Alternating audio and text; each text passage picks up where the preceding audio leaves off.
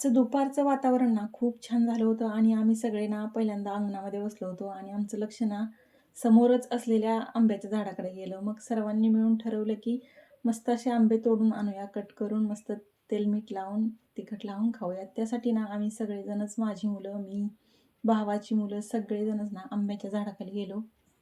तिकडे गेलो तर होतो आम्ही आंबे तोडायला, पण ना प्रत्येकाची खूप अशी मजा मस्ती चालू होती. कोणाला या झाडाचे आंबे आवडतात, कोणाला त्या झाडाचे आंबे आवडतात, असं चालू होतं. सगळ्यांचा तो गोंधळ, हसण्याचा किलबिलाट बघून ना खूप छान वाटत होतं. पण इथे ना मी माझ्या बहिणीला आणि तिच्या 2 मुलांना खूप मिस केलं, कारण त्यांचं स्कूल चालू असल्यामुळे ते अजूनही आलेले नव्हते. आणि मग आम्ही ना त्या झाडाची 2-3 आंबे तोडून घेतले. बघू शकता आंब्याचं झाड हे खूप मोठं होतं. खूप छान असे आंबे लागले होते. त्यानंतर आम्ही आंबे आणले, स्वच्छ धुवून घेतले आणि बाहेर अंगणामध्येच बसलो. आंबे कट करत असताना ना आंब्याचा खूप छान असा वास सुटला होता आणि त्यानंतर छोट्या-छोट्या फोडी करून घेतल्या आणि वरून मीठ, हळद, तिखट व्यवस्थित असं टाकून घेतलं. हा क्षण तर खूप साधा, छोटा होता, पण मुलांच्या चेहऱ्यावरचा आनंद, ती उत्सुकता बघून ना मनाला खूप समाधान वाटलं.